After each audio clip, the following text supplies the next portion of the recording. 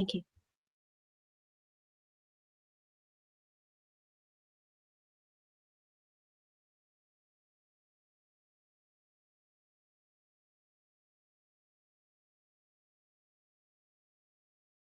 Hey, Rob, can we start now? It started. Okay, thank you so much. So good morning, everyone. Welcome to fiscal year 23 Spending Affordability Advisory Committee. Today will be the fourth meeting of this committee. We are almost halfway there, and starting from next week, we'll be talking about some important projections, and then they will be followed by discussion of the committee about the key recommendations to be presented in the report that's due to County Executive at the beginning of March. So before we start, I just want to wish everybody happy Lunar New Year, and that's going to start in the upcoming weekend. This is a very important, maybe one of the most important holidays celebrated by a lot of Asian culture.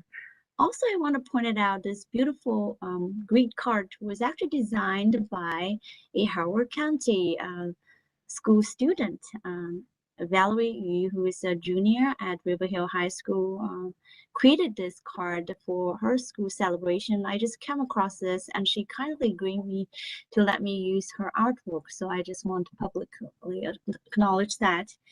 It just reminds me of the abundance of the talents in this community, and also the beauty of diversity in our community. Last year has really not been easy for many families in the county and in other parts of the nation. The pandemic certainly caused a lot of stress to different families in terms of financially, medically, and mentally. But also we heard about the surge of hate crimes in different parts of the nation, which is really troubling.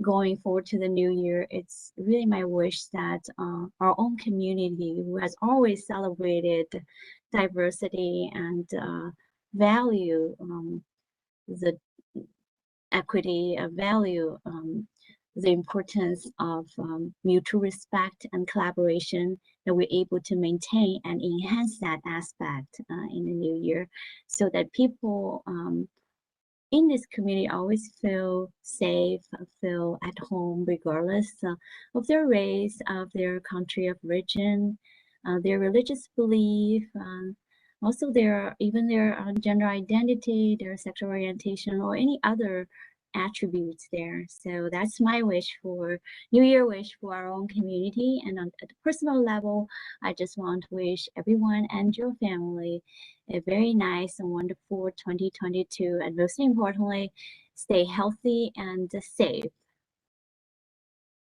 So for today's agenda, we have a few items there. So the first one is the library's presentation. I want to thank our colleagues there who kindly agreed to push back their presentation to today from our last session. And that will be followed by Dr. Clinch's annual economic outlook presentation. He's also going to talk about personal income projections, which is going to inform our own revenue forecast. Then after that, there will be some update of the pandemic relief grants to our school system and the county government. So that will be presented by our colleagues in school system and also in county government. So with that, I will hand it over to, I think it's Angela, who's going to run from her screen, and Tanya and her is going to present for school system. Thank you. Good morning, everyone. Thank you so much, Holly, for those beautiful words at the opening. I am Tonya Akins, President and CEO of Howard County Library System, and I am joined by my colleague Angela Braid, our Chief Support Services Officer. So thank you so much, Angela, for running today's slides. I'll share our organizational overview and operating budget, and Angela will cover our capital budget request. We thank you for the opportunity to present this morning. Next slide, please. Our mission is to deliver high quality public education for all. A vital component of Howard County's renowned education system, we deliver excellence in education for everyone, advancing the economy and the quality of life here. Our strategic priorities include ensuring educational opportunities are innovative, accessible, and convenient for every person in our community. We do this by piloting innovative collections that meet our community's aspirations and exceed their expectations, increasing access and prevalence of self-directed and collaborative learning experiences, creating spaces and specifically designed to enhance self-directed learning for children birth to 5 years of age and their caregivers, partnering with community organizations to address their library-based operational requirements and supporting their work to enrich learning in our community, and by leading strategic community engagement opportunities that enable us to reach new and underserved members of the community who may experience barriers to access. Next slide, please. We serve the community through 6 branches, each with a special collection focus. This allows us to maximize our physical footprint to provide more and diverse collections and instruction opportunities for our customers. The Central Branch houses the new Equity Resource Center and Collection and the Art Lending Collection. East Columbia offers an expanded youth area and collections. Elk Ridge's focus is DIY tool lending and offers classes on use of those collection items. Glenwood houses the new makerspace, complete with 3D and laser printers, a sound recording booth, and more. The Miller Branch houses the Historical Society Center, and the Savage Branch hosts our STEM Education Center, complete with a STEM lab. Next slide, please. HCLS is a state agency governed by a 7-member board of trustees. 88% of our funding comes from the county, 4% from the state in accordance with a rather complicated wealth-based per capita allocation funding formula, and the remaining 8% coming from library-generated revenues such as grant funding. On the expenditure side, the library prioritizes customer-facing services with 51% of the budget directed toward instruction, 19% to customer service, 13% to curriculum, and 17% to operations and administration. Our FY23 board-approved operating budget request is $24,020,324. This represents a 7% increase over our FY22 approved budget to help meet community demand for greater access to books and other collection items and to address increased vendor costs. While we recognize the many needs the county must address, it is important to note that our budget represents less than 2% of the county's overall budget, a smart investment for an extraordinary return. Howard County continues to see that strong investment in public education for all is a strong investment in our community and the economic success of Howard County. Next slide, please. HCLS consistently achieves Library Journal's prestigious 5-star ranking for delivering excellence in public education for all ages and was awarded the designation again in 2021. The 5-star ranking is something our entire community can be proud of. It is attained by fewer than 1% of public libraries across the nation. For perspective, there are more libraries in the United States than there are McDonald's locations. HCLS is still the only library system in Maryland to earn this honor. The Library Journal Index rates U.S. public libraries based on a selected per capita output measures, specifically overall borrowing, borrowing of electronic materials, our e-content, library visits, class and event attendance, public computer use, Wi-Fi sessions, the use of online content, such as online research tools. This prestigious ranking is a return on investment measure that speaks to the level of service the library provides the community with the funding received and the community utilization of those services. Our talented, innovative team of educators is absolutely what sets us apart. The state of Maryland requires our instructors and those holding a master's degree in library science to earn 90 CEUs every 5 years. We raise that bar and require this of everyone on our team, including myself. So we are not only offer lifelong education opportunities, we ourselves are lifelong learners. And this is essential in Howard County, where over 90% of our residents have and use their library cards, even during the pandemic. Next slide, please. This is a service snapshot that highlights the scope and breadth of services we provide the community within the pillars of self-directed education, research assistance and instruction, enlightening experiences and instructive and enlightening experiences, and community response and outreach. While all services are well utilized, those that you see in red are areas trending high and with the greatest need for increased support. We're fortunate to have an educationally engaged community, but this also presents challenges in serving community members of all ages across diverse interests and aspirations.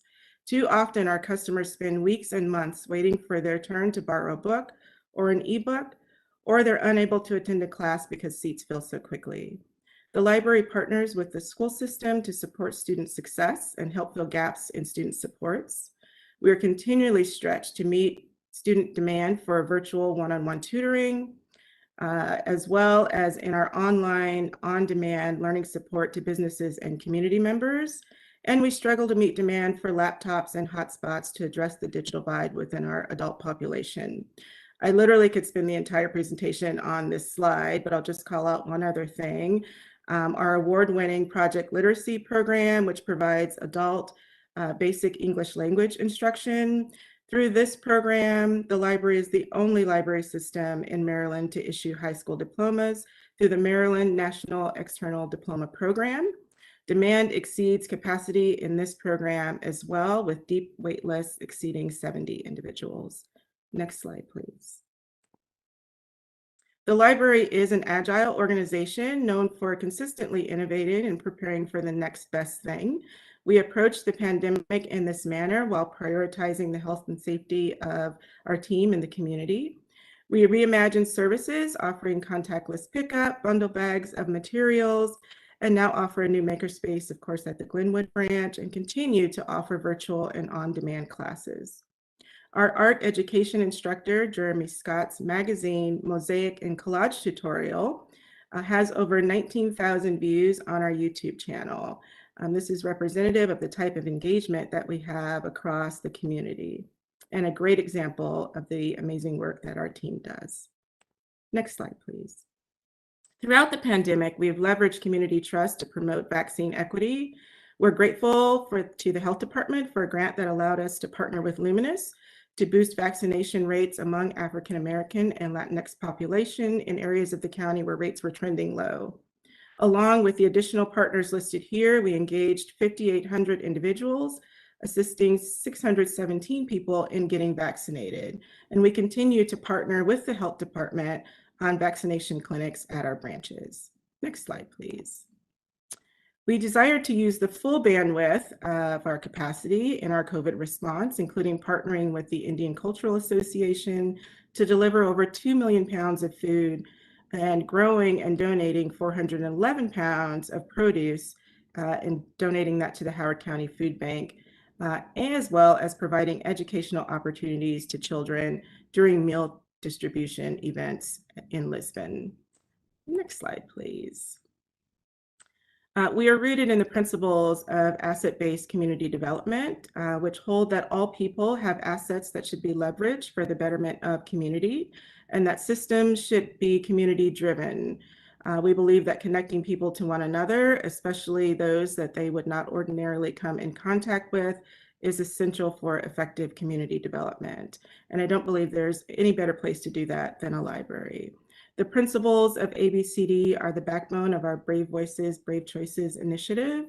Inequities are fueled by centuries of structural racism, and it will take an equity journey of minds and hands and hearts to create lasting change.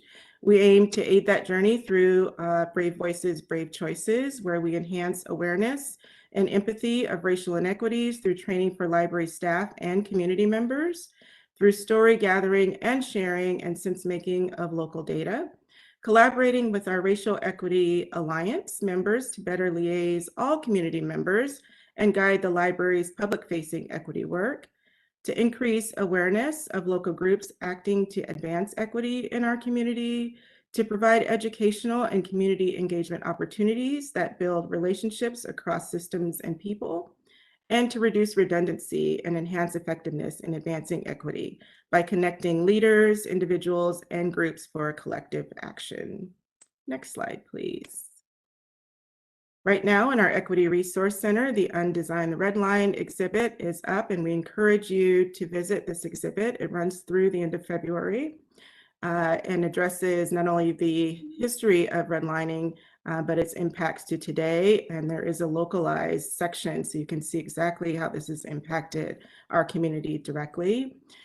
We take action in equity and provide equity events in various ways, some of which are listed here. The longest table, of course, which we've done for years in bringing people together and sitting then next to someone in the community that they do not know for conversation on how to enhance our community. And then we were very grateful to receive a Taking Action on Equity grant from the Horizon Foundation and provided several opportunities with over 1,000 participants engaging with us. Next slide, please. Through the equity responses and participation in Brave Voices, Brave Choices training, more than 98% of participants noted enhanced learning for informed action. And you'll see one of the submitted stories there. You can engage with these stories via our website.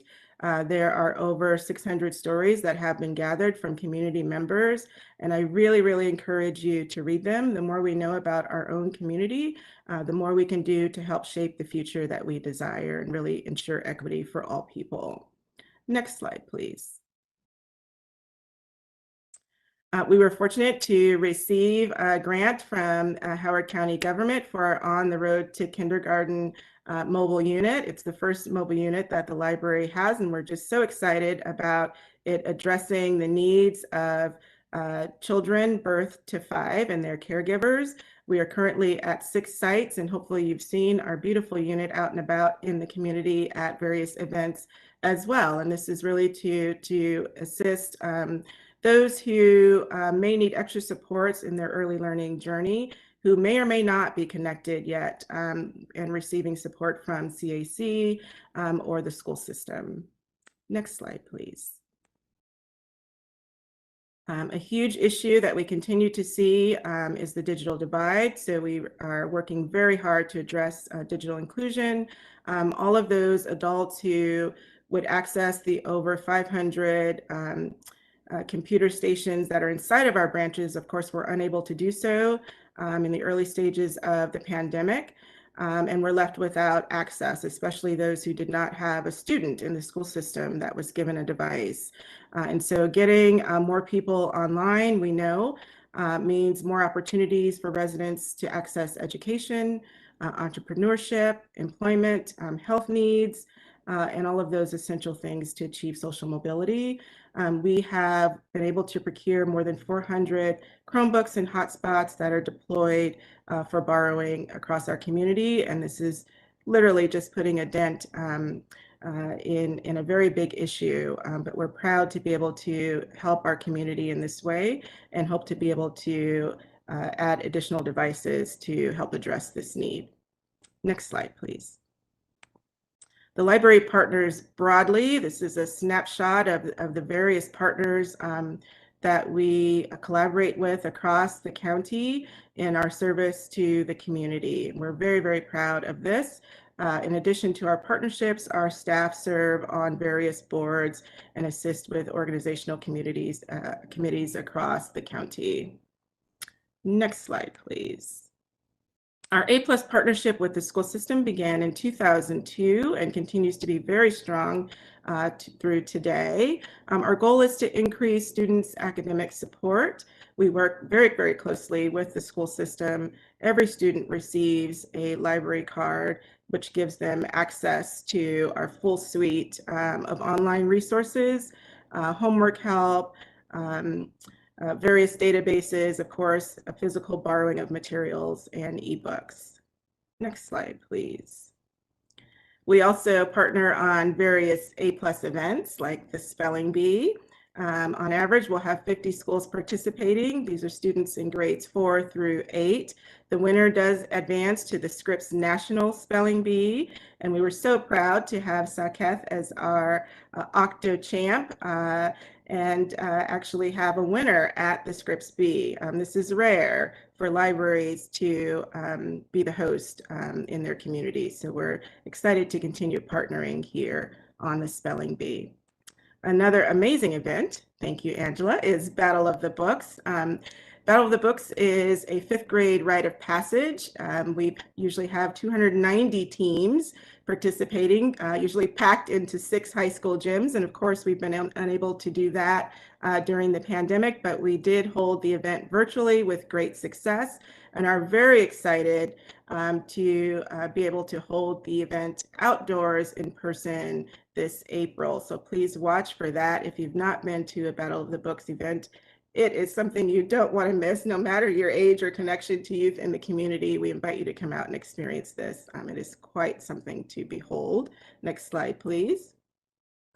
Our challenges are really staffing and resources to meet community demand for our highly educated community. I talked about the collection and the deep wait list for holds and books, access to ebooks and print materials, and then the increase in publisher costs. That 7% inflation, we feel it too. They just pass those costs right along to us. Any pandemic challenges that they are having in procuring materials is passed along to us as well. And then just the insufficient number and variety of in-person and virtual classes to meet demand, as well as the cost increases in technology. Next slide, please. Lastly, from our customers, we continue to just be so appreciative of the love and support that we receive from the community and thank them profusely for their love and support of the library. One customer stated, "You guys are the glue that are holding these difficult times together. Thanks for coming to work and helping my little family feel connected to their community and to the fictional friends we continue to make. Book wizards to the rescue." And I just wanted to say thanks to all the library staff for staying open during the pandemic and providing an essential service to the sanity of this household. We really appreciate that we were able to borrow movies and books throughout the pandemic. We thank our customers and all of you for your support. I'm going to turn over now to Angela for a capital presentation. Thank you.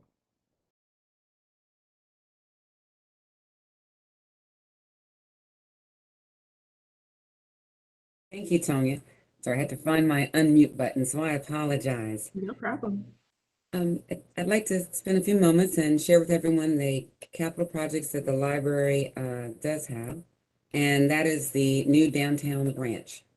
As you may know, the new downtown is building out, and at the completion of downtown Columbia, there will be quite a bit of retail spaces, millions of square feet of retail, office, and conference room spaces. There will also be a significant number of residential units. So additional people moving down. So those are the units. But of course, we know that there will be many people living in one unit at a time. The increase is expected to be about 15%.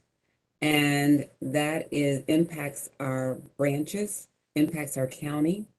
To plan for this type of growth, as well as for the future of the library system, we asked or engaged G4 Architecture, Research, and Planning to come up with a master plan to work with us to update our existing master plan. And they actually did see the need and actually supported our state guidelines for a new 100,000 square foot downtown branch. This branch would be located in the Meriwether District, and that's Area 3. And right now it's targeted, and the land that's set aside for it is at the end of Mango Tree Road, just to kind of give you a feeling of where it is in the area.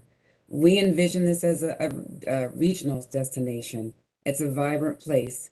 We understand that the central branch and centralized libraries are central to the activities of large groups of peoples, to communities. They're integral, as the quote you just read, Tonya just read to you, demonstrates what a role we play in the community. It's an important space where public culture and education thrives. And it also attracts all ages and all different types of people. So no matter who you are, how old you are, how young you are, whatever your background is. This is always, the library is a free space where you can come. And so it really is a community space in downtown. So we are looking and been planning and working, as you may remember, for a downtown spot. The current downtown location, the central branch, has a couple of challenges ahead of us, which is why we're looking and been really planning with the county and with our development team on a new downtown branch. The biggest challenge that we have is that the current branch is going to be demolished. So it is set to go away, and they're going to put new construction there, or new uses as we go forward. That means the downtown will be void of a totally free public space in the library system with all the educational classes and services that we offer. The space right now, even if we were trying to stay, is insufficient. As Tony has pointed out, there's wait lists and things cannot get scheduled. The current state branch doesn't meet our state standard. There are guidelines through the state of how many per square foot branch you need for population. We have been under for a while, but most definitely when we build downtown, when downtown is completed, that 6,000 new residential units and the 15% growth will impact our ability to serve. We will see a significant increase in demand in materials, classes, and services. Right now, just to give you an idea, as the slide says, there's a 300% increase in requests for available community space. So we partner, as you saw, with several organizations, businesses, the school system, and we say the school system, but we partner with the system as a whole, which includes every single elementary, high school, and middle school. We partner with different organizations, and those partnerships demand space, the partnerships with the community demand classes, and we need additional area. We're busting at the seams. So the development plans right now are to increase the footprint and address the space limitations, to expand the collections and the stacks, which of course we constantly get requests for additional collection items, increase the classroom, as I've mentioned, for current and anticipated growth, to create flexible and accessible community spaces for all the community members, and then to address the digital access areas through computing, software access, and expanded digital printing. The new downtown, after our analysis was completed, the estimated cost will be $82.8 million. The estimate for FY23, which is what we will have in our budget, our board approved budget, is going to be 1.6 for community planning, engagement, and design. This branch is going to take between 24 and 36 months. And we are looking to start more of the planning process, in-depth planning process in FY23. This is a rendering of downtown. And so just to kind of give you I don't know if you all can see my mouse. Can you nod if you can see the mouse move? So this is actually Colorburst Park right here. This building with its back and the illuminated lights is what is now Busboys and Poets. On the corner, this is where the library will be at the end of Mango Tree. So this is where we will be with a residential unit, housing unit above our branch. This is the first of its kind, and that's why we believe it's a regional market, a regional icon for us. It's the first time that we have had something like this, but it does fit into this new downtown environment, and we're excited and delighted to be putting this forward and to have the support of the community, and hopefully we'll be looking forward to a new branch. That's all I have. Back to you, Tony. Thank you, Angela. That concludes our presentation. I have my contact information there, and we'll take any questions the committee may have at this time. Thank you. Thank you both. So I want to turn to committee, and does anyone have questions for either Tanya or Angela? Yeah, so for the last few years, there's part of the capital projects, I think for under your predecessor at least, was a new Southeast library branch. Is that removed in favor of the new downtown branch, or is there still a desire to have a new Southeast branch?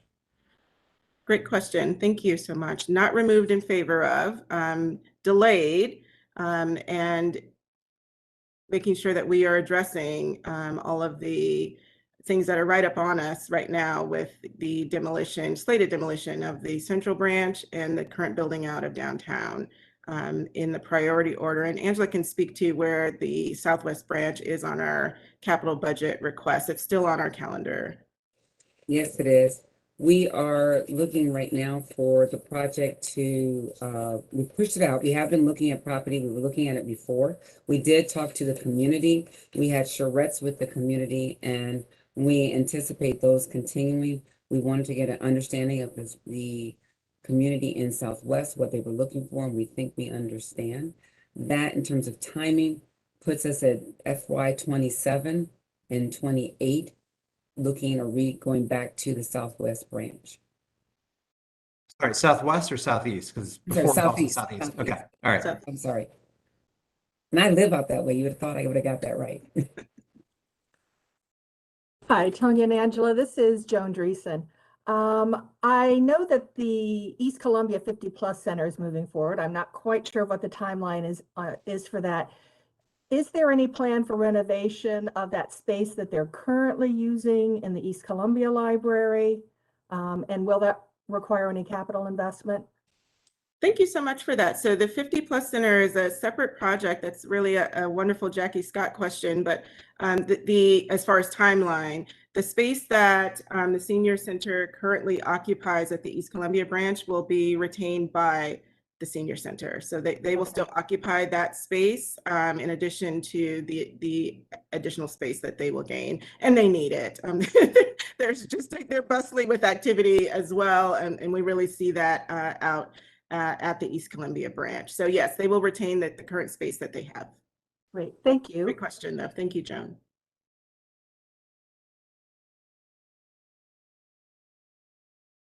All right, thank you all so much. Thank you. Thank you. Thank you.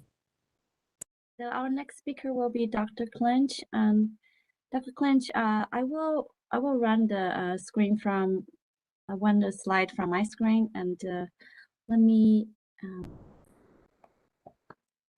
So the host, could you allow me to share a screen from my place?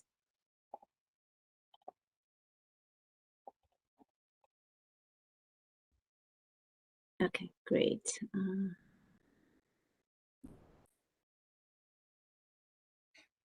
All right. All right, great. Thank you. Everybody, today I'm going to talk about Howard County's economic outlook and personal income forecast. Darius did such an excellent job on the national and Maryland outlook, so I'm going to go over those real fast and kind of jump right into the Howard County economy and some of the issues that I think will face us in the near and long term in terms of revenues for the county, and then end with my personal income forecast. So if you could move it, ready? Holly, sorry. National outlook, as Darius talked about, is we're going to have continued but slower projected growth this year. The recovery map is on the right-hand side here. Blue is recovering, green is expanding. So as you can see, most of the nation is in recovery. 4 states, are in green, that are expanding. Really kind of there's the California effect of people moving out of California and kind of energy with Texas. So, the national projections are for a real GDP growth of between 5.7 and 6%. In 2021, those numbers were released this morning. I didn't get a chance to look at them in terms of preliminary numbers. And then moderating growth in 2022 to about 4%, and then going back to kind of the long-term norm. So kind of a full recovery, full employment starting in 2023, and a return to the kind of traditional 2 to 3% growth nationally. Now, these assumptions are really kind of, no economist, I don't know if Darius agrees with me, really knows what's going to happen at this point. There's just too much uncertainty with COVID, politics, Ukraine, oil, everything to really know. I think all of our crystal balls are more than a bit cloudy. But the general consensus is, barring external problems, we'll return to full employment next year. What can impact this is the fiscal stimulus. Will we get billed back better? And then flexible Fed policies. Will the Fed hit the targets, or will it, push us into a recession, or will it allow, inflation to go? So moderating and appropriate Fed action. If you could hit the next slide. And what does this mean for the state and county budgets? Now, last year we talked about this a bit, and Moody's basically had said last year, without federal assistance, we would project that state and local governments would be forced to raise taxes. That's without federal assistance. This assistance came, as Holly has talked about. So when you talk to Moody's, the states and county governments are moving into this year with strong fiscal positions based largely on federal increases in federal aid. So on the top right-hand side is the federal aid in terms of state spending. Moody's didn't have one of these for state and local, but the pattern would be the same. And the blue on the bottom is federal funds. And what you can see is in 20 and 21, huge amounts of federal aid going to the jurisdictions to support, COVID recovery and needed investments. Now, the interesting thing is when you look at what the barriers are to state government getting back to and spending some of this money, is that state governments have really lagged in terms of being able to find workers. On the bottom chart is kind of the employment situation indexed, to pre-COVID to now. And what you can see in the red line on the bottom is a huge. You want to finish eating? Excuse me? Hello? Did somebody ask a question? I'm going to keep going. Is that state and local governments have not recovered full employment, whereas the private sector is coming close to approaching full employment. So getting government workers has really been a barrier, I think, as some of the agencies have talked about in these presentations here. So if we could hit the next slide. The Maryland outlook is, again, for the last 2 years, we've had a strange situation where the Board of Revenue Estimates, Moody's, and basically economic forecasting has been matched. So the state is usually more conservative than Moody's and has been so for the last 10 years. But for the last 2 years, the state has been a little bit more optimistic in terms of its projections in terms of personal income growth. So basically, there's this broad consensus that with a strong, national recovery, Maryland will continue to recovery. Of employment growth of roughly 3% last year, accelerating in 2022 as we get to full employment, then moderating to long-term growth. So there's a general consensus, I think, that the nation, barring and the state, will reach full employment. Now, Maryland is lagging the national recovery for a variety of reasons, but and that impacts the Howard County economy. So now I'll kind of jump into Howard County. Holly, if you could move the slide. So when you talk about the Howard County economy, there are really kind of three things that drive our tax revenues. Now, when you look on the left-hand side, you'll see where our all fund and general fund revenues come from. About 43% of all funding and about 48% of general funds come from property taxes. So that's the single largest source of revenue for the county. And then 26% and 40% of all funds and 39% of general funds come from income taxes. So what drives those revenue streams? So population. So when you're bringing in more people into the county, especially the higher income people that Howard County tends to attract, that drives both property taxes and income taxes. So what's important about population growth is workforce growth. Are the people moving into here working, and what are they earning? Now, unfortunately, a lot of the census data I usually present here is not being published this year because of COVID, and the population projections won't come out till next month. So I'm using some census data here, but we do have good data on workforce growth. Then economic growth. This is what Larry Tweel talked about in terms of the job growth here in Howard County. And as we know, that's been, there's been some issues there. So job growth creates, both jobs for residents, but also property taxes for the offices and manufacturing plants at those employers. So we've seen long-term job growth there, but significant COVID declines. And then finally, real estate. All those people moving into the county have to live somewhere. all those jobs moving into the county have to be housed somewhere. So we're going to look at residential and non-residential real estate activity, and that's remained strong. So population, has been strong. Economic growth has been relatively weak. Real estate is realistically booming right now. So if we could hit the next slide. Now, Howard County is a leader in population growth. This is all the census data that was released a couple months ago. I don't expect you to be able to read the table, but it's going to be in the report we provide. But basically, Howard County is experiencing strong long-term population growth. We're fifth in population change. We gained 45,000 residents. We're second in population growth rate, 15.8%. Over the last 10 years, we've added almost 14,000 new housing units. We have a relatively moderate population density for a suburban location. We're the sixth highest, with 1,324 people per square mile. So again, population growth is not our issue. Howard County performs high, and as I've talked about in prior presentations, for those of you who were on the committee last year, we tend to attract a higher income population. We're the, I think, 8th highest county income in the nation.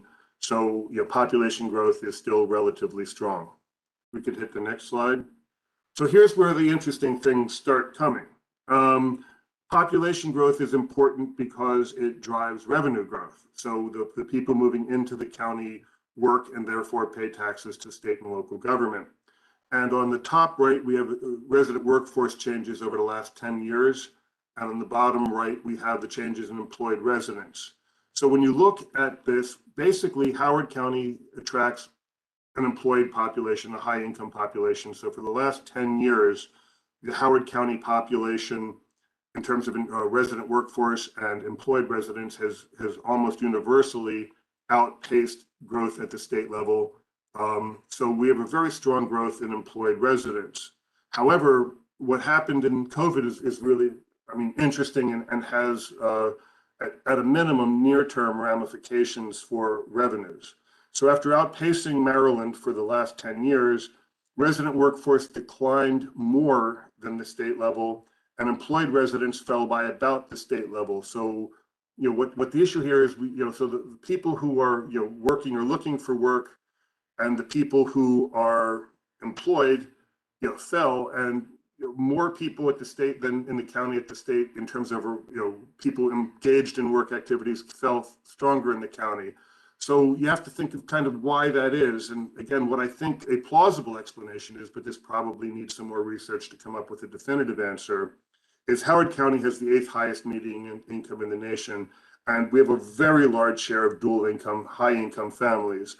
So as a result, we're more able as a county than neighboring jurisdictions to have one parent possibly stay home to deal with the effects of COVID. So I think we've had a decline in labor force participation higher than the state level, which I think is plausibly explained by the fact that we have high dual income families. So a greater opportunity for one spouse to stay home and out of the workforce and cover the issues caused by COVID, especially with the school closures and things like that. And that we would hope will return to normal, and I fully expect to return to normal into the next couple of years, where we get back to the fact that Howard County has traditionally had a much higher level of workforce participation. So I believe this is a short-term effect caused primarily by COVID. If we could hit the next slide. So population and workforce growth has been strong, impacted by COVID, but strong in the long term. And as I said, I think we can expect to return to a strong long-term pattern of growth. Now, going into the issue of how is the Howard County economy doing in terms of jobs in the county. So the first discussion was of people who are employed who live in the county, many of whom work outside of the county. This is talking about the jobs inside of the county. So as you can look, what I did was indexed overall employment growth on the right-hand side to 100. So the first top is long-term growth. So 2010 as the growth, so you can compare it. You can see that Howard County, is the orange line on the top here. And over the last 10 years until 2020, we really outpaced the state, the nation, both metropolitan areas, in terms of employment growth in the county. So the county has had a very strong and vibrant economy. So that's the top, and that was pre-COVID. on the bottom, this was indexed to December 2019, so it kind of shows the declines over COVID. And again, Howard County is orange, and I added little squares to the thing so you could see it because everything's kind of clustered. And what you can see is that the county actually lost slightly fewer jobs than the state, than the nation, than the metropolitan areas, but has really lagged in the recovery. So Larry talked about this 2 weeks ago, 3 weeks ago. And so Holly kind of asked me to do some digging and to see what I think is a plausible explanation for that. Again, so I did some analysis, and I hope it's reasonably accurate. So let's hit the next slide. So again, we were hit hard comparatively to Maryland. On the first two column is kind of the change in population for the 5 years pre-COVID. We had added the 5th largest number of jobs in the county and had the 3rd highest growth rate in the county. In COVID, we were the 6th worst in job losses, 12th worst in terms of percentage job decline, and we've lagged in recovery. So this isn't necessarily simply caused by the fact that the state is lagging, because there are many parts of our state that are doing far better than Howard County, which again is different because historically we have outpaced almost all of our significant neighbors. So again, this isn't caused by the state issue. If we could hit the next slide. So then I looked at the issue of is it caused by the fact that Howard County may or may not have more what are called COVID vulnerable industries. So you can really divide the economy into industries like hospitality, retail, accommodations, and food service that are very COVID vulnerable, and the rest of the economy, which is everything except mask manufacturing, is probably COVID vulnerable at this point. So does the Howard County have a higher share of employment in COVID dependent industries or these highly COVID vulnerable industries? And the answer is, prior to the COVID, we did not. We had roughly 19% of employment was in these highly COVID vulnerable industries compared to 21% for the state and the metropolitan area. And then when you look at the right-hand side, kind of the change in COVID, so this is annual numbers, we actually lost jobs, more jobs in terms of both COVID, highly COVID vulnerable, and all industries in COVID. So again, it's not that we had a higher share of COVID vulnerable industries, it's that the county again is underperforming here. So I had to do a little bit more digging. So if we hit the next slide. So then I did an analysis here of what industries had the biggest decline.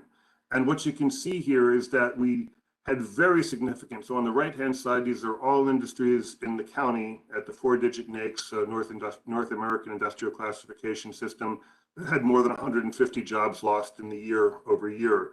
So again, we had, in terms of the most COVID vulnerable industries, accommodation, food service, entertainment, those led in job losses. So that's a significant issue. We lost jobs in education. We also lost jobs in other sectors. So healthcare in the county was significantly impacted. Now we have a hospital, but we don't have a major academic medical center. It's tied to a system. So a lot of the non-essential services at the hospitals were cut off during this time. So again, our overall healthcare system was probably more impacted than at the state level because we had cuts in different types of procedures held and not as many COVID treatments going on here comparatively. And then the other issue is COVID hit some of our more traditional growth sectors. So the Howard County and the Jessup area has done gangbusters in terms of attracting transportation distribution logistics companies, mostly related to food distribution, a lot of food manufacturing companies, and also with the booming real estate market, we've had a very strong construction sector. So these industries were hit more strongly in the county and these were real drivers. So this kind of explains why, and look, these industries are in kind of these core job loss sectors. So COVID hit things like food distribution, food manufacturing. And it's like when you look at food, overall in the state level, transportation, distribution, and logistics are performing quite strongly, but that's really driven by Amazon. So Baltimore City is doing quite well. So the fulfillment centers and others, and are doing well. But when you look at the county transportation, distribution, and logistics sector, it's really driven by the food sector. And that, restaurants are significantly struggling. As you can see, that's the #1 job loss industry, and that's statewide. Grocery stores are doing okay, but that was about half the distribution food industry's market. So that's kind of why. So Howard County, got hit normally, like in its COVID impacted industries, vulnerable industries like accommodation, but it also hit at our core. So if we could hit the next slide. This is, again, what types of jobs did we lost? And again, matching those numbers, it was the service sector that hit the jobs. On the right-hand side, I kind of sorted the job losses by occupation, and I did pre-COVID and post-COVID. And on the left-hand side, you can see, skilled jobs, highly skilled, educated jobs, management, science, finance occupations. They grew by 8,300 jobs in the preceding 5 years. They only lost about 2,400 of those jobs in the county. So the county's federal contractor base is doing okay. It's losing jobs, but not those types of jobs. Then service, sales, occupation. So this is retail, restaurants, those types of jobs. We gained about 3,000 jobs in the 5 years prior. We lost 8,500, 8,600 jobs in COVID. So again, matching that, we're losing these lower skilled jobs. Natural resources, construction and maintenance occupations. Again, construction was impacted by COVID. We lost, prior to COVID, we gained about 1,700 jobs in these occupations. We lost almost 1,000. And again, it's in these production on the right-hand side, production transportation. So manufacturing jobs, distribution jobs, where essentially all of the gains over the last 5 years were wiped out by COVID. So again, reinforcing that number. Why did it hit us? It hit us in our core sectors disproportionately. Why we're lagging in recovery is this reason. So if you could hit the next slide. The answer is, what does this mean? Is this a long-term trend that's going to impact county growth in the long term? Or is it just kind of a short-term COVID effect? And to borrow a quote from Warren Harding, who was elected in 1920 and dealt with the end of a war and COVID and the end of the Spanish flu. He ran on this return to normalcy. When will we get back to normalcy? When will things get back to normal? And as I talked about with both the national and state projections, the general consensus is that barring national or international dislocations, we should return to a pretty stable economy in 2023. And when this happens, Howard County is very well positioned to return to growth leadership in the state of Maryland. And why do I say that? The chart on the right is the one I present every year, which presents the employment by major industry cluster, what's called a location quotient, which measures the concentration of industry. So the higher the number in the LQ, the higher the concentration, and it may indicate that it's a comparative advantage. And then the employment changes. But again, this is kind of looking in the long term. We have a strong construction sector that's regionally active. That can be expected to return with the strong real estate market. Howard County is significantly strong in professional services, architecture, engineering, information technology, cyber, business services, research and development. All of these are the state drivers, all of these are the regional drivers, and all of these should return to growth in the near term. We had an emerging strength in corporate facilities driven by the development of major office properties, and that, hopefully can continue. And again, the food service sector is going to come back, and that's where we have been strong in manufacturing and transportation, as well as other high-tech types of manufacturing, and that can be expected to come back. So again, I think as the national economy recovers, we are strongly positioned to return to growth. We could hit the next slide. I promise this is too much economic information for a morning. I'm going to get fast here. The last thing I've talked about is real estate. We all know real estate is doing quite well in Howard County, and property taxes, as we've talked about, are the largest source of county revenues. So the real estate market remains hot. This is a chart I put up every year. The green and slide is prices. That goes to the right-hand side. Prices over the last 12 years are booming, as you can see. The inventory is the red line. That's declining precipitously, and units sold is rising up. And we now have fewer houses to sell than we have demand to sell. So houses, as we all know, are turning over. So again, the real estate market remains hot. However, inventory is a problem. If we could hit to the next slide. Why is inventory a problem? As you can see, Jeff has talked about this significantly in his presentations. The level of development activity is trending down. So this is permits issued. And as you can see, we kind of at the right-hand side here, we have kind of a downward trend. And why is it trending down? As Jeff talked about, we're running out of land. The AFFO rules, we've raised impact fees. So as a result, we're getting less development activity and less permitting activity. And why is this in a hot regional market? Again, we're running out of land. We've raised impact fees and we've limited development. If we could hit the next slide. Now, one of the other issues in terms of long-term growth is, as Jeff talked about, what are the implications of the changing patterns of development in Howard County on our long-term revenue projections? And as you can see, this is the permitting data on the right-hand side. The bar chart is single family, and the red part of the bar is multifamily, and the green line is the percentage of multifamily. And what you've seen is, and as Jeff talked about, we're having a transition to more dense developments of more multifamily condo type units, and less single family attached and detached.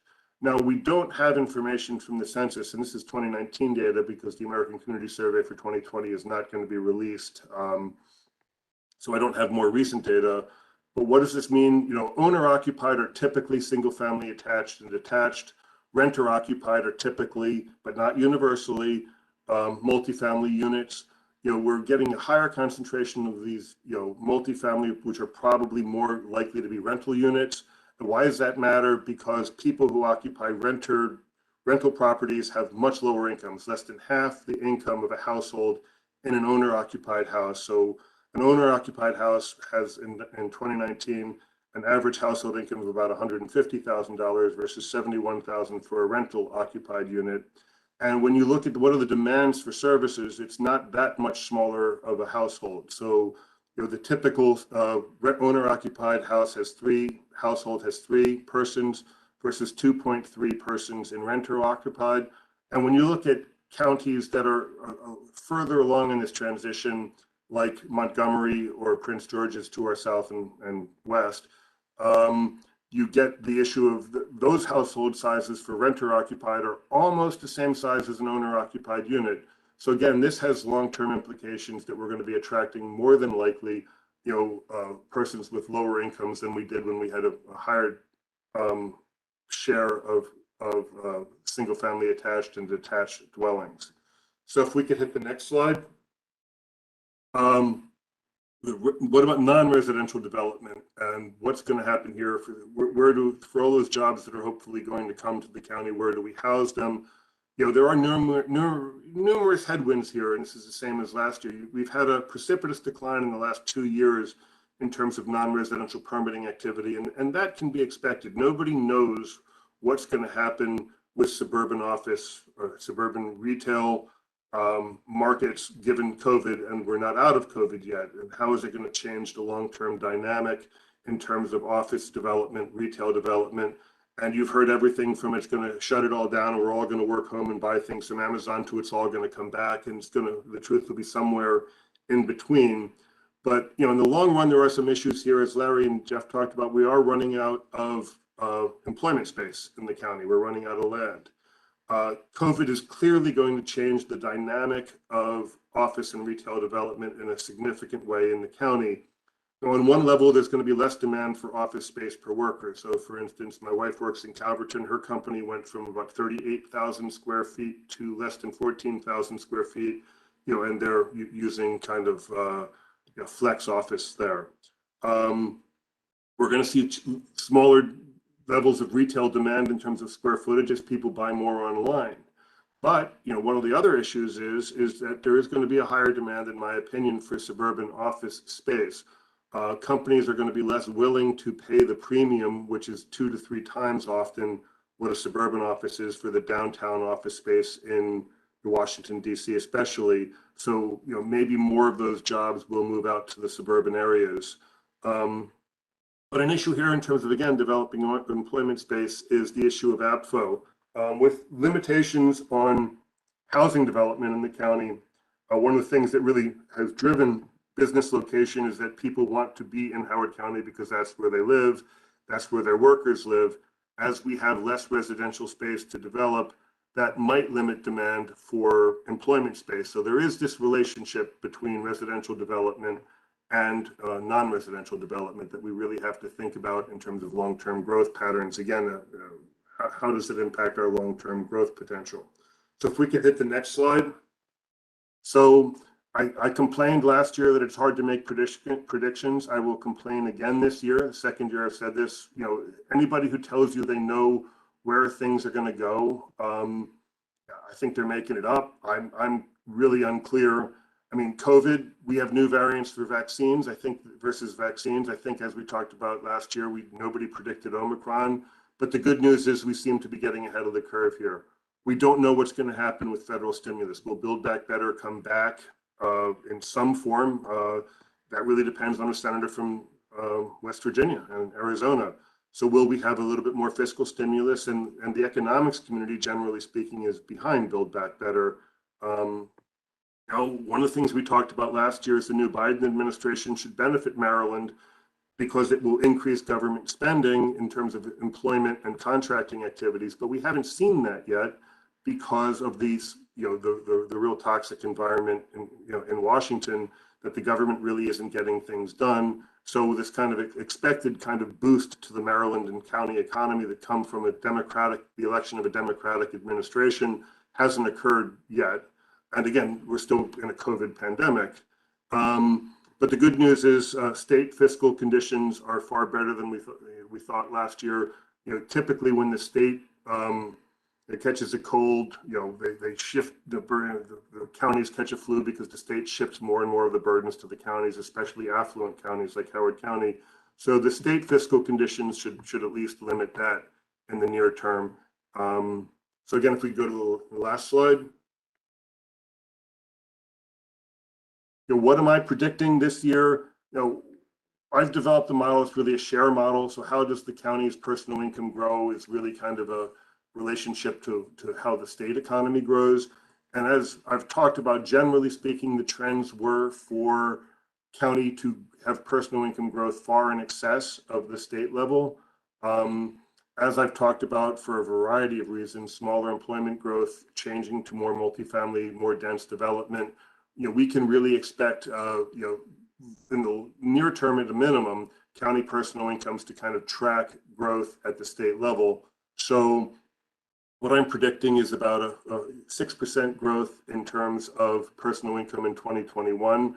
We'll see if I'm right when the numbers come out today.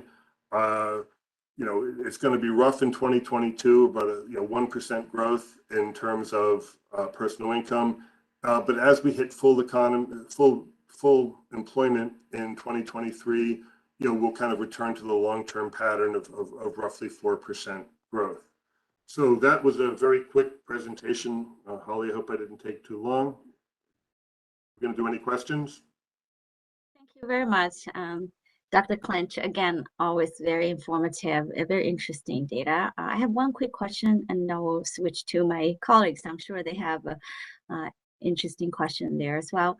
So my question is, you go back to, I think, slide 7. There's a table here show the county's employed residents that dropped pretty significantly in calendar year 2020, obviously because of the pandemic impact, right? So it started to come back, but like just a little bit so far.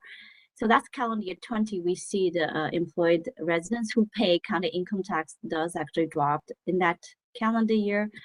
But that's the same time, I think, in general, statewide was looking at, and even county level, personal income on the calendar year 2020 was still seeing a pretty good, robust growth. And here, calendar year 2020, the county is about 5.8%, statewide 6.1%.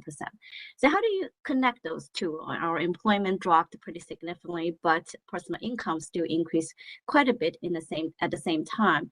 Do you have any thoughts you want to share with the group? I know you may not have all the data because of the time lag, but just want to get your thoughts on that. Sure. Last year, personal incomes grew in the nation despite the pandemic because of federal COVID response. A lot of that tracked over into this year as well. There was still, in terms of 2021. So the issue is, 2021 still saw this, and again, a lot of the job gains came back. So, and we've also seen wage gains, not really across the board in skill levels. So, the issue is COVID response in 2021 has kept people from having a loss in personal income that tracks their loss in terms of employment income. And, you started to see wage appreciation in the year. So that would be two partial explanations. Thank you very much.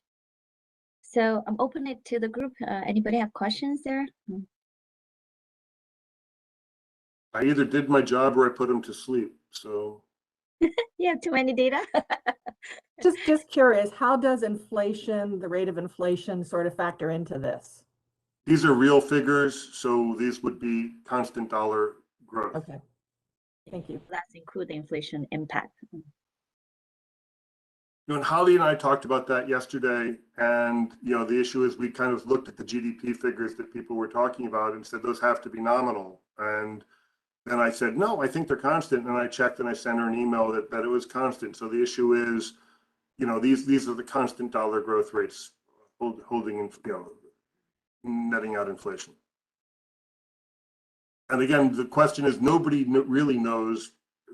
If we did, we wouldn't be saying it, we'd be hedging where inflation is going to go. The general consensus, I think, is that price impacts are going to be more than we thought, longer than we thought. But, again, shouldn't quote Warren Harding. He ended up having a very corrupt presidency. But as things return to normal, I think inflation, should return to a more long-term trend. And remember, we had a significantly lower than long-term average inflation for the last 5 to 10 years. So a little bit of inflation isn't necessarily a bad thing. The question is, we can't sustain 5% growth like we had last quarter.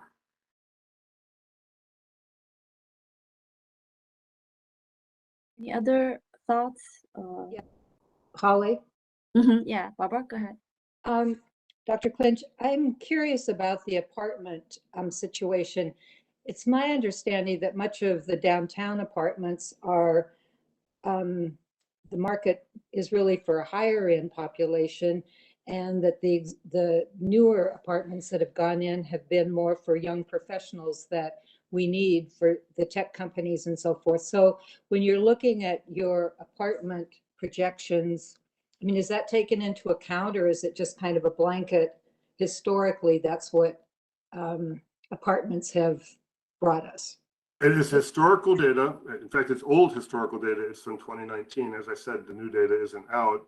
I agree that the apartments coming into downtown Columbia are different than the apartments we've had in the past, but still, are going to be less than a single family home that costs, $500,000 to $900,000. Will still attract a lower income personnel. When I say lower income, I'm not saying a low income personnel or population. What I'm saying is a lower income than somebody who lives in a single family detached house in the suburbs. However, if you can't find a house, perhaps you go ahead and rent until the market changes. I think we have kind of an unusual situation here in that respect. I don't disagree that I'm simply saying that given the change in real estate dynamics, we're going to attract more persons in denser developments who tend to have lower incomes. And I think I can stand by that comment. And again, not low income, but again, those have other benefits: more residents per square foot, more you know, or per acre. Again, And also areas, employees that we need. that's what I was about to say is, you know, the whole transition to live, work, play environments is becoming essential. It's suburban areas, suburban office parks are dying around the nation, less so in Howard County because of our very strong location and proximity to Fort Meade and between two major markets and an attractively priced real estate market. But at some point, to keep the growth going and become more high tech, we're going to need to have those things. It's not a bad thing. I'm simply saying that it means our growth will, instead of, you know, growing, you know, 5 to 20% stronger than this county, or excuse me, in the state level, will continue to grow more than the state level, but just by a smaller delta. Okay, thank you. And Dr. Clinch, is it possible that we will also have less of a demand on the school system as a result of fewer people having children in those multi-unit housing developments? I'm far from expert in that. I haven't looked at it in years, but what I'll say based on, you know, just having been on the committee and seen Jeff's wonderful presentations and done some work for the thing for the county and on APFO and other things, generally speaking, yes, the schools can tell you that the job generation figures for these types of developments are lower than single family detached or even attached. However, one of the things that just I've learned from being on this committee for over a decade now is that the job generation numbers for these types of developments have traditionally underestimated the actual generation from these things. So the more and more students are coming from them, again, less than a single family detached. And as I talked about kind of when I had that slide, the household size really, you know, if you think of it, the average household made up of people who use county services is not that much smaller for a rental unit. Again, I don't have, you know, condos. You can't do this with census data the way you'd really want to. But the issue here is that when you look at places like Prince George's or Montgomery, which have much more dense development, so they're probably 20 years ahead of us in this transition toward development towards a more dense development pattern. You know, the job generate, or excuse me, the residential generation per household is not that different between rental and single family. So again, yes, they'll generate less, but not that much less, you know, not half. Okay, thank you. In my opinion. But clearly, it's all projections. I get it. It's all projections. Hey, Richard Todd here. Back to the issue of inflation for a minute. Is this like a perfect storm of 2 or 3 years of very expansive monetary growth exacerbated by supply chain issues with COVID? And is there a way to somehow strip out one and understand what the relative balance between those two factors are in driving inflation?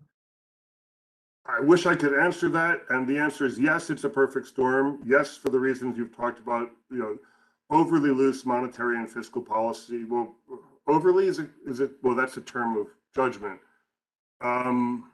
We needed to do something. COVID impacted this country less in terms of the economy, more in terms of people getting sick than similar developed nations. We did it with this fiscal and monetary stimulus, as that's put a lot of money in there, plus supply chain. So perfect storm. And believe me, if I could figure this out, I'd be hedging my money and being able to buy one of those houses in West Howard County. Yes, it's a perfect storm, and no, we can't do. I'm at this point. Whole think tanks are doing nothing. Supercomputers are, you know, being spinning or trying to answer that question. But the answer is yes. I can't disentangle it. But the issue is we're going to have, what it means for our committee is we're going to have to factor in near-term increases in cost of services that aren't necessarily going to be perfectly matched with offsetting revenues. Right. And wage wage increases that might survive forever when inflation may be transitory. Correct. That's one outcome that's possible, but wages tend to lag inflation, so it'll take a while for wages to catch up and cause that problem. I think where you're seeing wage inflation now at the strongest levels are at the lower skilled jobs that nobody want anymore. In hospitality that you're taking to get them in, you're not seeing the similar ones at higher skill levels based on what I'm reading. Thanks. Thank you, Dr. Clint. This is a really very interesting, very informative presentation. Also, great questions from the committee. So just be prepared that when the committee talk about recommendation, you might get one or two questions again from the committee, because this is so important, impact the whole economic outlook and long-term projections as well. Thank you. And I haven't written the report yet, so if there are things that the committee think need to be looked at a little bit more, I'd be happy to put it in the report. Okay. All right. Thank you so much. Thank you so much. So our next speaker will be Darren from our school system. So we're going to start to do a quick update of the pandemic relief funds grants received. So Darren, would you like to run anything from your screen, or you want me to pull the report here? Either way works. Holly, I can run it from my screen. Okay. So Okay. our host, could you please give the authority to Darren to run the materials from his screen? Thank you.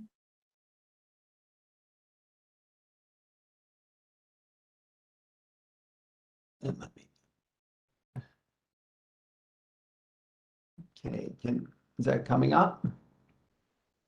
Yes, it's just a little bit small somehow. Is that? Are you able to do full screen? Is that better? Yes. Okay. And also, just a quick tips for the committee. If you want to see bigger, to your left, there's a little button about zoom in and zoom out. You can click zoom in to get a little bit even bigger size on that. Yeah.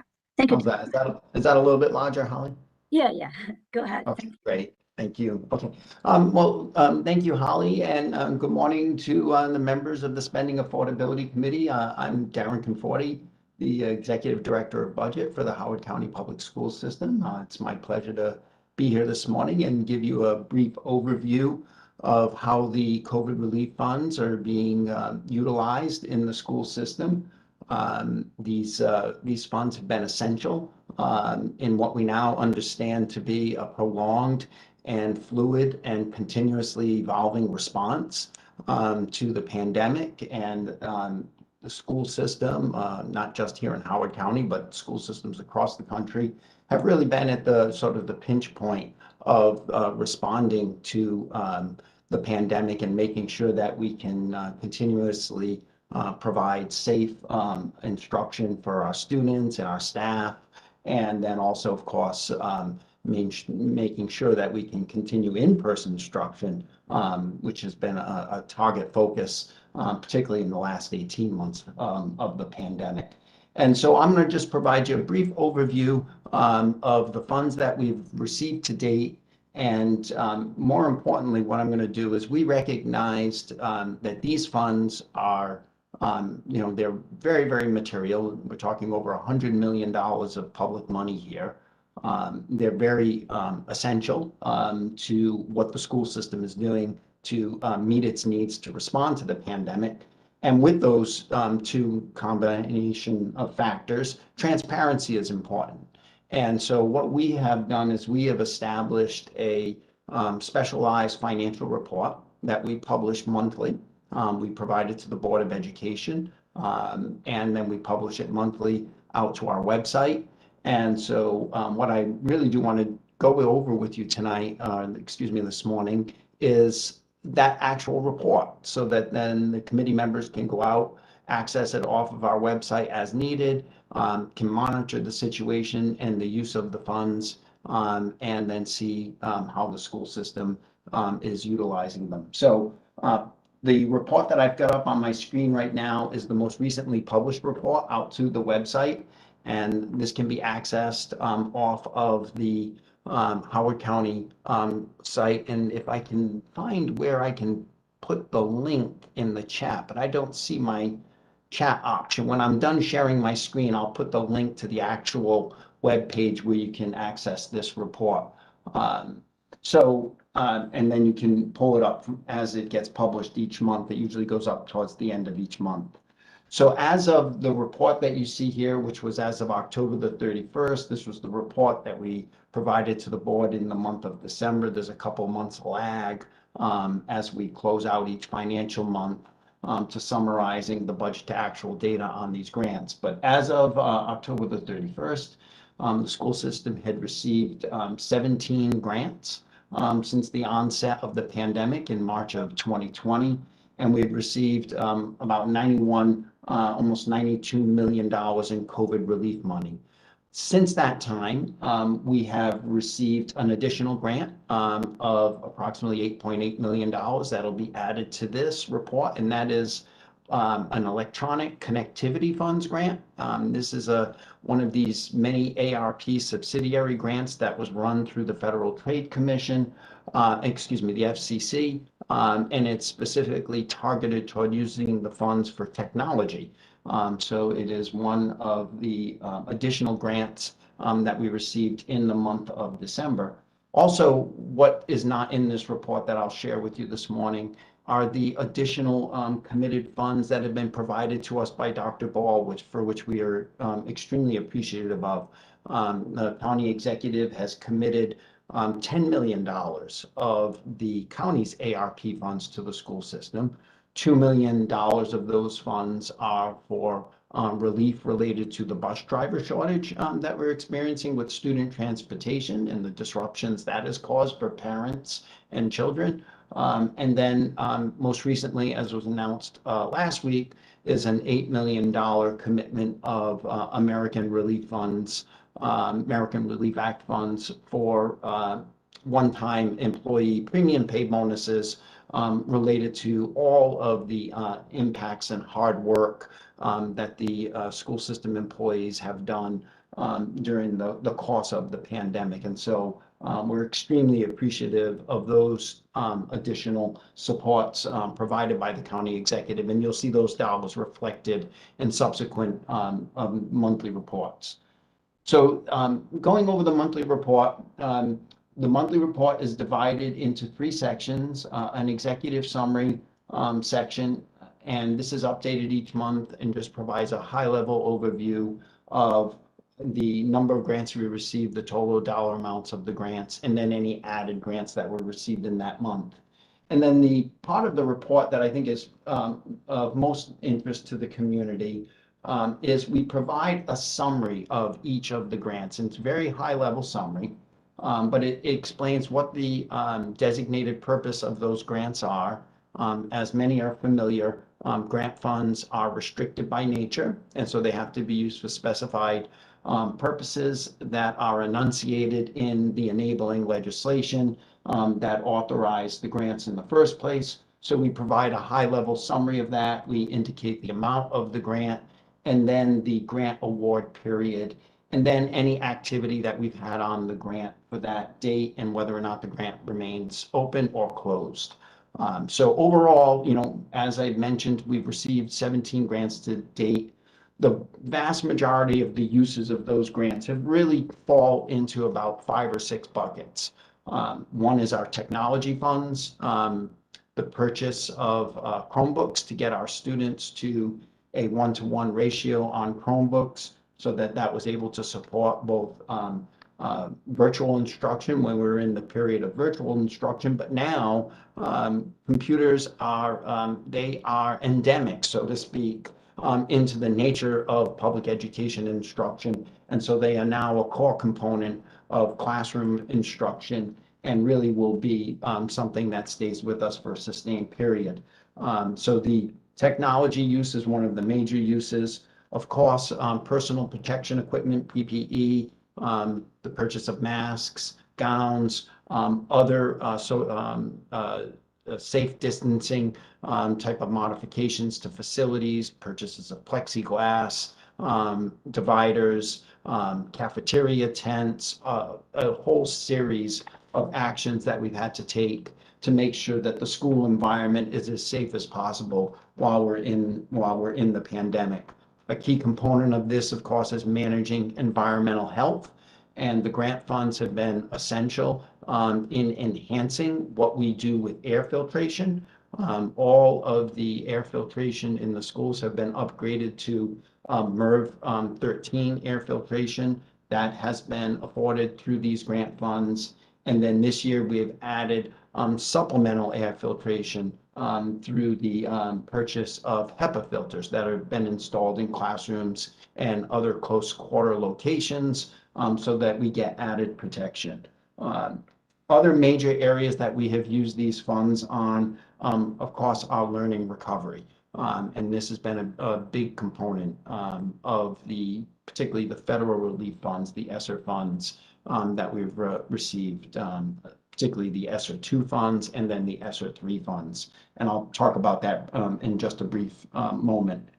And then the last area, of course, is in helping to provide supports to students for the trauma and behavioral impacts that the pandemic has had and how that has an impact on school education and positioning students to be ready and prepared to learn and have the support necessary for performance in the schools.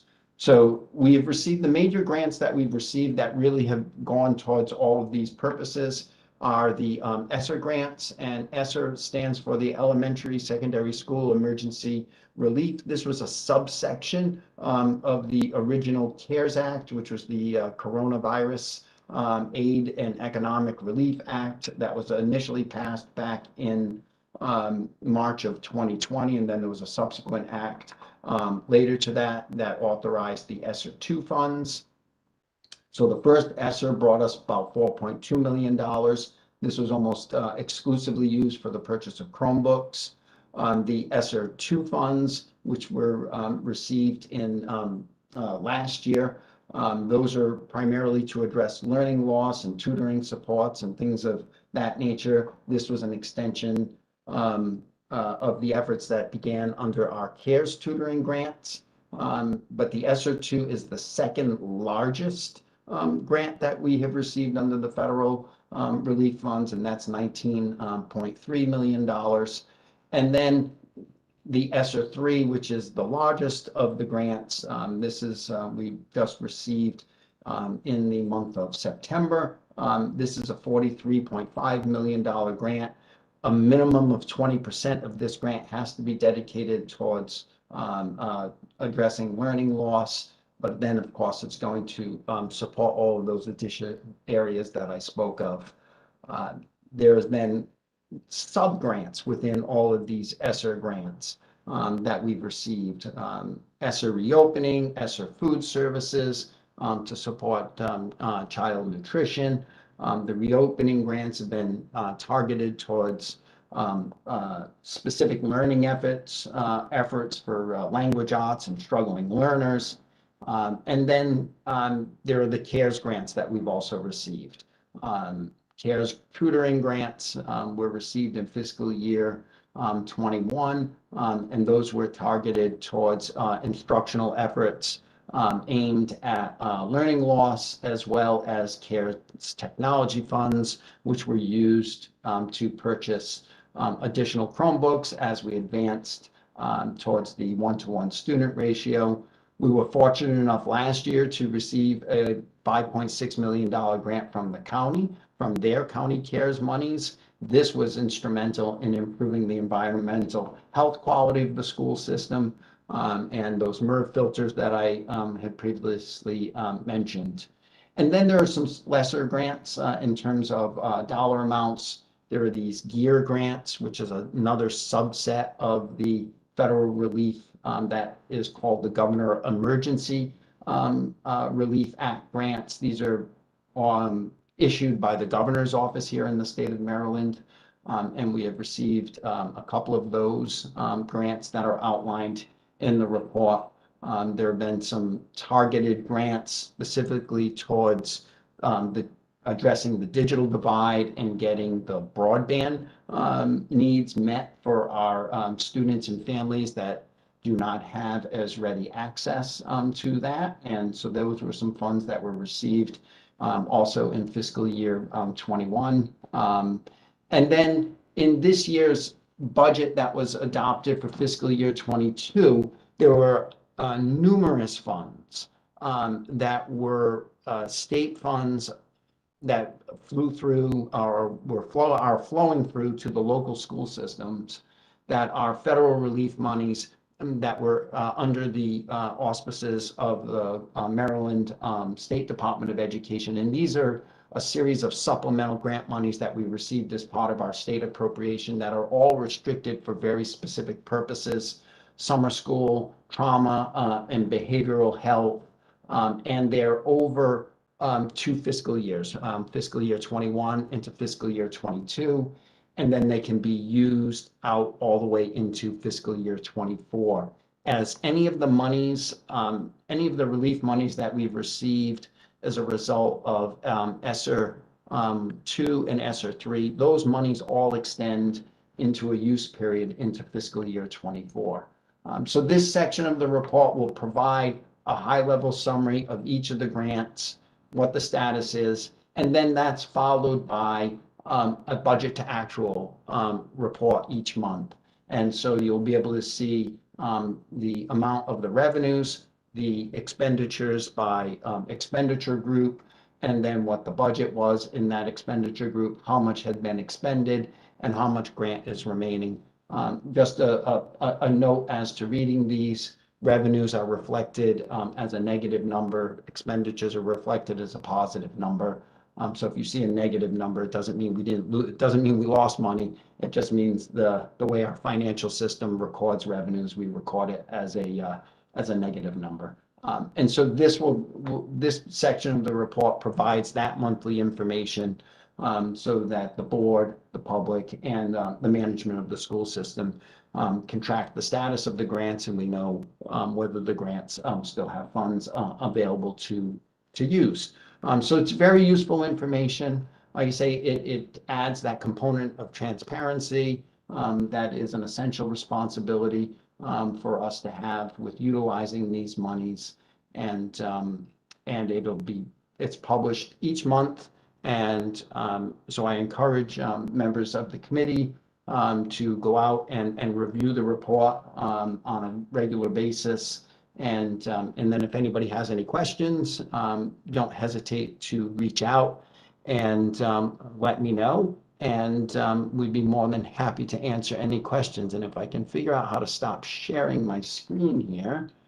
I am not a WebEx expert. How do I stop sharing my screen, Holly?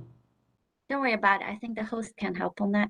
Okay. Thank you very much, Darren, for You're the welcome. very nice briefing of the update of the pandemic grants to school system. And as Darren just mentioned, that the report actually was already uploaded to the committee's shared folder, and also it's available online. And later after the meeting, I mean, if you don't mind, maybe just send me a link. I'll be happy to email the committee if you cannot find it right away. All right, thank you. And then Holly, I'm going to post right now into the chat box the link to the web page where these reports can be accessed on a monthly basis, so that way the committee members can have the most up-to-date information. Okay, cool. Thank you very much. I want to look at the committee. Anybody have questions before we go over to the county side of the grant? Any questions? Hi, this is Khalida Hassan. I was curious about the 1-to-1 ratio of laptops. My understanding was that we're not currently there, and is that true? And then if so, then is there a plan to order enough to get back to that ratio? No, excellent question. And one of the aspects of the enhanced use of technology and getting to the 1-to-1 ratio that we've learned is that As we purchase these Chromebooks for the students, there is a certain amount of spillage that occurs related to those devices breaking. And so even when we get to a 1-to-1 ratio, which at one point we were just about there, as the devices start to break, what we're running into right now is supply chain issues. So even though we've ordered the Chromebooks to get us back to 1-to-1 ratio, the international demand for this technology right now has led to significant supply chain delays in getting the replacement Chromebooks back. So at the present, we're not physically at the 1-to-1 ratio for all grades. We've had to do some prioritization in terms of the assignment of the Chromebooks. But as the supply chain orders get filled, we'll be able to get ourselves back to that 1-to-1 ratio. Great, thank you. Thank you. One question actually, Darren, is that as you and I know very well, those grants are very significant, but it's also one-time by nature. So one question is that in design and usage, did the school system limit it to one-time non-recurring type of cost, or it does include some of the ongoing program that's going to eventually have to be absorbed by general fund? Yeah, this is a very important point, Holly. I think when we started developing this, it was the first thing that we recognized. I mean, there is, as Dr. Moderano says, there is an embedded fiscal cliff when using one-time grant monies. And so you have to be tactical in what you're applying those grant funds for. And we have been tactical in many, many areas. For example, about $9 million of the ESSER 3 monies are targeted towards HVAC improvements. So those would be, of a one-time cost. We're hopeful that many of the PPE expenditures that we made are one-time costs, but that's a moving target. And as we know right now, there's it seems like we're going from purchasing, maybe masks to now also purchasing rapid tests. And so it's going to be different to see how that service level expectation has been moved by the pandemic. And so funds that maybe we thought were going to be one time in the grant may end up by having a little bit more prolonged period, but let's hope not a permanent period. But there are expenditures that in here that will be of an ongoing nature, and the technology is the biggest of those. We know that is now a core component of delivering public education, and you'll see this reflected in the superintendent's proposed budget for fiscal year 23, where we start to talk about the life cycle replacement of the technology that's been built up. And so what our plan is, and Dr. Moderano's plan is that we'll titrate these costs that are currently being afforded through the grants, but we will titrate them into the recurring dollars so that they become supported on an ongoing basis in the operating fund for those services where it's essential that we continue to provide them. Thank you. And also just for the committee next week, at a committee presentation, Dr. Moderano and his team is going to present the superintendent proposed budget. So I assume this and other top topics he and his team is going to cover at that point with more in-depth there. Thank you. If no further question, I will switch to the county pandemic relief fund. Thank you very much, Darren. It's very informative. So let me share the screen. Okay. You can see it, right? I will start by talking the big picture for the first couple of slides, and Laurie Bookman from Finance Department will cover the rest of the slides with more in-depth.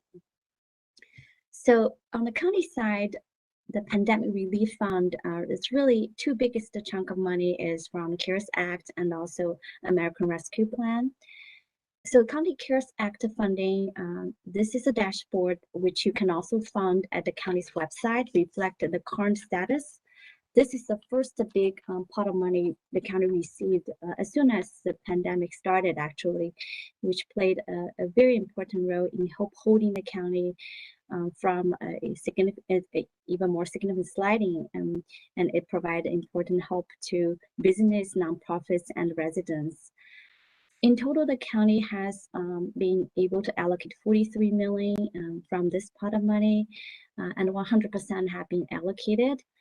And majority of that 23 million goes directly in form of grants to different entities there. That includes more than $11 million to business as assistance money, as well as more than $5 million to individuals, as well as nonprofits for utilities, food, shelter, etc. And there's also 5.6 million to school system, as Darren already mentioned earlier, to provide help on IT support and other needs at the school system.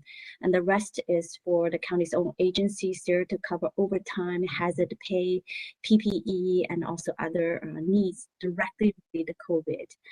And to the very right, the donor chart on the top can tell you that among the business assistance funding, the biggest part goes to, no surprisingly, childcare, which is the purple color, as well as the orange part, retail, and followed by restaurant, hotel, motel, and other different aspect of our business there.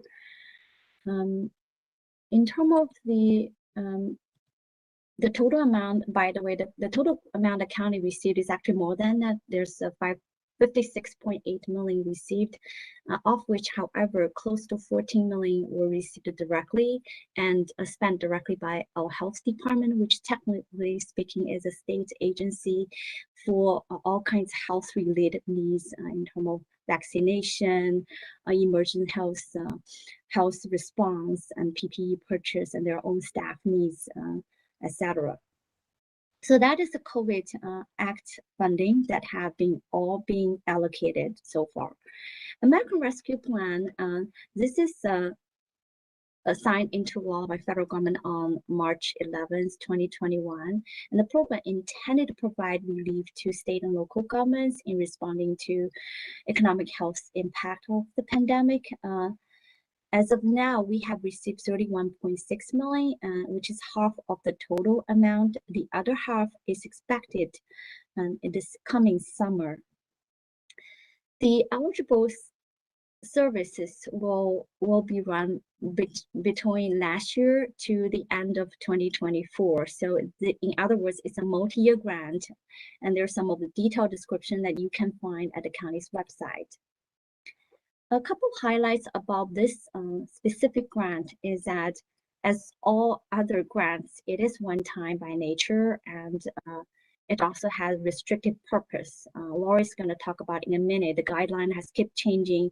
It's in general have a little bit more broader usage than the CARES Act fund, which is very, very restricted, but still it has very clear eligibility requirement, and you are limited at what you can do by using this funding. It also have very complex reporting requirement that actually put a lot of actual work on our own team in terms of tracking, collecting, and reporting and different needs related to the fund, and all kinds of data related to the fund expenditure. It is also multi-year grant, meaning that we also have to be careful not to just overly front-loaded the spending, because the needs will likely run through the next few years if we exhaust all the funding in a year or two. And doing the continued needs in upcoming years, then will be more difficult to address if we exhaust this funding. The last thing is that we have to stay flexible, because there's constant change of the overall landscape. Not only Treasury has been updating their guidelines multiple times, but also the overall picture of the grant has kept changing. And sometimes it's a good thing. Sometimes we learn about new grants available, which will inform how we use the existing grant from ARP funding. So we just have to stay flexible and be able to make adjustment, but at the same time try to be mindful and not incur or minimum incurring additional costs that in an ongoing base after after we exhaust this grant there. So we have been very careful in the county government to engage the community in terms of how to use this funding. And the county has been doing all kinds of outreach to different stakeholders there. There's also a public survey posted at the county website to collect a lot of input, and also a county portal not only posted our the guidelines as well as interim report on the use of this fund, but also it gives the opportunity for the community to provide input in terms of ideas or suggestion about how to use this fund, and that has informed our decision making. And also county executive conducted public hearing last fall that listened directly from constituents about the ideas about using this fund. So we'll continue that transparent and engaged process. And in next month also, I think will be more report posted online, as well as a dashboard, which is in the process of development. So Lori, I will turn it over to you. Thank you. Good morning. I'm Lori Bookman, the Assistant Director and Controller in the Finance Department. And I'm overseeing the county's grants team, who are responsible for accounting and the compliance of both the CARES Act and the ARPA grants. As Holly mentioned, when the American Rescue Plan was signed into law on March 11, 2021, it included limited guidance. Over the next several months, there was many changes to the guidance, and on January 6th, Treasury adopted the final rule. The final rule outlines four key eligible use categories, which are shown below: the public sector revenues, public health and economic response, premium pay for essential workers, and water, sewer, and broadband infrastructure. Next slide, Holly, please. Treasury requires 3 types of reporting requirements for this program. The interim reporting was completed August 31st. This report provided an initial overview of the county's status and use of funding. As required by Treasury, this report has been posted on the county's website. Quarterly project and expenditure reports were initially due on October 31st, but Treasury extended the due date for the first reporting period to January 31st. The county is preparing to file this report tomorrow to meet the deadline. And then the third reporting requirement is the annual recovery plan performance, which is going to include the key performance indicators that the county identifies, and then the mandatory indicators that Treasury is identifying. Next slide, Holly, please. The county has allocated $22.6 million of our award. Some highlights are the $10 million that are going to the public school system, $5 million to county employees who have been on the front lines during the pandemic, $2 million for foreclosure assistance, and $2.4 million for critical staffing needs for the Howard County General Hospital and the Health Department. Next slide, please. 70% of the first tranche of funding has been allocated, and almost 50% of that has been allocated to assist the school system. And below is just a graph showing the amounts and how it was allocated. Next slide, Holly. In addition to the CARES Act and the ARPA funding that we mentioned, the county's received several other COVID-related grant funds, totaling approximately $42.7 million for the specific purposes listed below, with the largest being almost $18 million for rental and utility assistance, and transportation, $8.5 million. So thank you. That's all I have. Thank you for your time this morning. Thank you, Laurie. You're welcome. We have just a few minutes. I just want to ask the committee, do you have any questions there for either Laurie or myself? Okay. If no question, I just want to give you a heads up next week. Next week's meeting will be on Friday morning, same time. And the 2 biggest components are, one is superintendent is going to present his proposed budget for the school system, including operating and SAAC budget. That will be opportunity to digest that and also discuss. And also the second part is also important is budget office from the county will provide preliminary forecast about revenues, which is kind of informed by different presentations earlier, including Dr. Clinch's presentation today. So there will be revenue forecast, a multi-year projection, as well as a general big picture regarding the requests we received versus the funding available on both operating and CIP. So next week, let's continue that discussion. Any further discussion from the group or any comments? Okay, if not, I would announce that the meeting is going to adjourn now, and I want to thank everybody and all the speakers and the committee members and also our IT support for today's meeting. Thank you very much. Have a good one.